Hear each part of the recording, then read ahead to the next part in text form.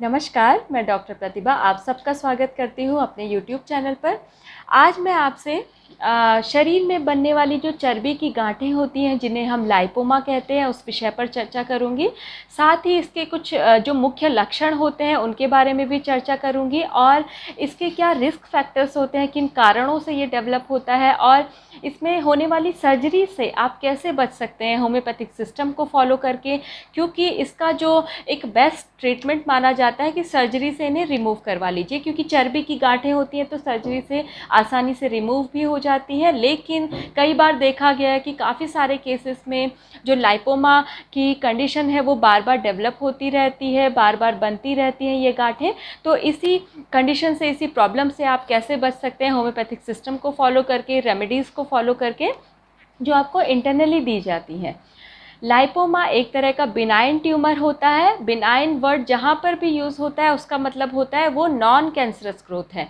मतलब आपके शरीर में कहीं पर भी अगर ओवर ग्रोथ हो रही है और वो आपके शरीर में किसी तरह का आपको हार्म नहीं दे रही है, नुकसान नहीं दे रही है, तो वो बिनाइन ग्रोथ होती है। लाइपोमा भी एक इसी तरह का ट्यूमर होता है। जब आपके शरीर पर कहीं पर भी आपके बॉडी पार्ट्स में फ़ैट का डिपोजिशन होने लगता है, या जिसे हम वसा कहते हैं, उसका जब डिपोजिशन या वो जमा होने लगता है तो उसे हम लाइपोमा नाम देते हैं। ये छोटी छोटी गांठों के रूप में आपको मिल सकता है, कभी कभी सिंगल फॉर्म में भी मिलता है और ये ज़्यादातर मल्टीपल फॉर्म में मिलता है। मतलब ये जो गांठें हैं वो आपको समूह में मिलती है, मल्टीपल मिलेंगी। आपको किसी भी पार्ट पर मिल सकती हैं। आपको ज़्यादातर देखने को मिलेगा हाथों पर या थाइस पर या बैक पर या शोल्डर्स पर या आपके एब्डोमेन रीजन पर, मतलब पेट वाली सतह पर, या आपके फ्रंट पोर्शन मतलब ट्रंक का जो पोर्शन होता है वहाँ पर भी ये मिल सकती हैं। इसके लक्षणों की मैं बात करूं तो इसके 3 मुख्य लक्षण होते हैं जिनसे आप पहचान सकते हैं कि शायद आप लाइपोमा से सफ़र कर रहे हैं। पहला, ये सॉफ्ट ट्यूमर होता है।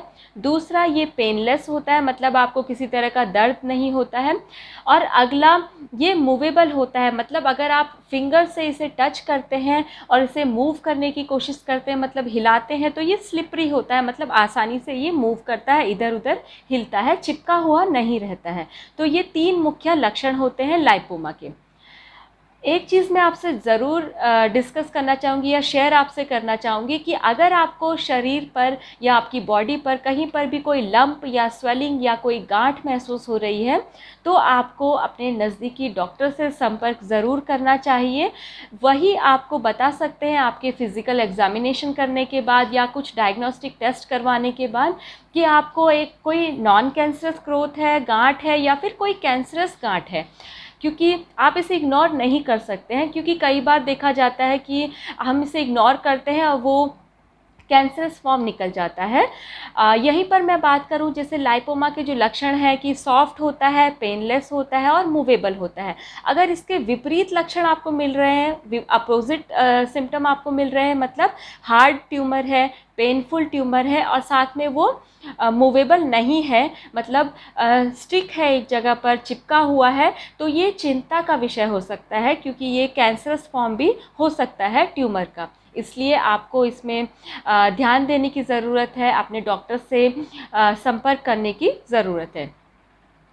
अगला, इसके रिस्क फैक्टर्स की मैं बात करूं तो इसके कोई एग्जैक्ट कॉज अभी तक मालूम नहीं है, लेकिन कुछ रिस्क फैक्टर्स इसके माने गए हैं, जैसे जेनेटिक कॉज, मतलब आपकी फैमिली में अगर किसी को लाइपोमा की शिकायत रही है तो हो सकता है कि आपको भी ये शिकायत हो।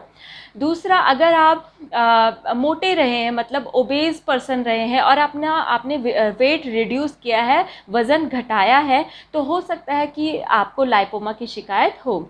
अगला, अगर आप ओबेसिटी की ओर जा रहे हैं, मतलब मोटापा बढ़ रहा है आपका, तो भी आपको लाइपोमा की शिकायत हो सकती है। और जो लोग जिम ज़्यादा करते हैं या हैवी एक्सरसाइज ज़्यादा करते हैं और अचानक से अपनी एक्सरसाइज को रोक देते हैं या छोड़ देते हैं, तो उन लोगों में भी लाइपोमा की शिकायत ज़्यादातर देखने को मिलती है। अब इसकी साइज़ की बात करें तो ये लगभग 2 इंच का मिल सकता है या फिर 1 से 5 सेंटीमीटर का इसका साइज़ होता है। कभी कभी ये 5 सेंटीमीटर से ज़्यादा का भी मिलता है। जनरली ये पेनलेस होता है, लेकिन जब इसका साइज़ धीरे धीरे बढ़ता है तो ये उसकी जो सराउंडिंग नर्व्स होती हैं या ब्लड वेसल्स होती हैं उन्हें ये प्रेस करता है, कंप्रेस करता है, तो वहाँ पर आपको कभी कभी पेन महसूस हो सकता है, ये पेनफुल भी हो सकते हैं। लेकिन इसका ये बिल्कुल मतलब नहीं है कि ये कैंसर का रूप ले लेता है या कैंसर्स हो जाता है, ऐसा आप बिल्कुल ना सोचें। बिल्कुल घबराने की आपको ज़रूरत नहीं है। बस आपको ज़रूरत है तो अपने डॉक्टर से मिलने की, उनकी सलाह लेने की, क्योंकि आपको ये जानना बहुत ज़रूरी है कि आपको लाइपोमा है या फिर कोई अदर कैंसरस फॉर्म है। अब मैं बात करूंगी इसके टाइप्स की।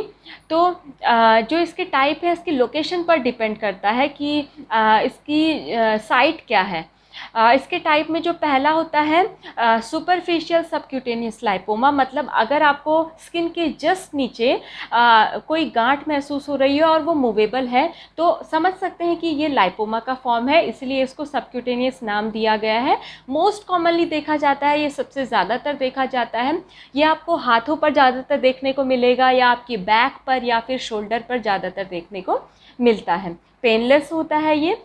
और दूसरा मैं बात करूं, अगर आपके नर्व के अराउंड लाइपोमा हो गया है तो उसे हम कहते हैं न्यूरोफाइब्रोलाइपोमा, मतलब ये आपकी नर्व्स को कंप्रेस करता है और ये पेनफुल हो सकता है। अगला होता है इसमें एंजियोलाइपोमा, जो आपकी ब्लड वेसल्स के अराउंड होता है तो उसे हम एंजियोलाइपोमा कहते हैं, ये भी पेनफुल हो सकता है।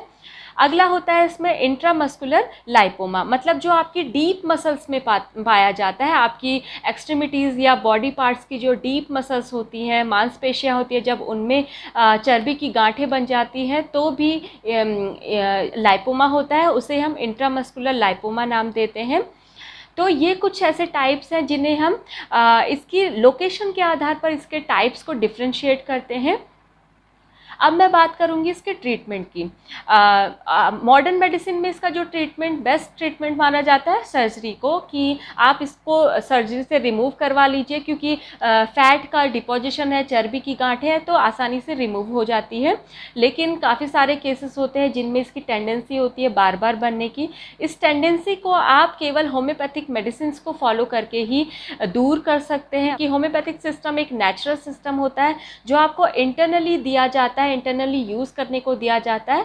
बस इसमें आपके कॉन्स्टिट्यूशन की हमें ज़रूरत होती है। कॉन्स्टिट्यूशन का मतलब होता है आपके फिजिकल और मेंटल सिम्टम का जो मिश्रण होता है, उसके आधार पर जो आपको मेडिसिन दी जाती है उसे कॉन्स्टिट्यूशनल मेडिसिन कहा जाता है और ये आपकी बेस्ट मेडिसिन होती है।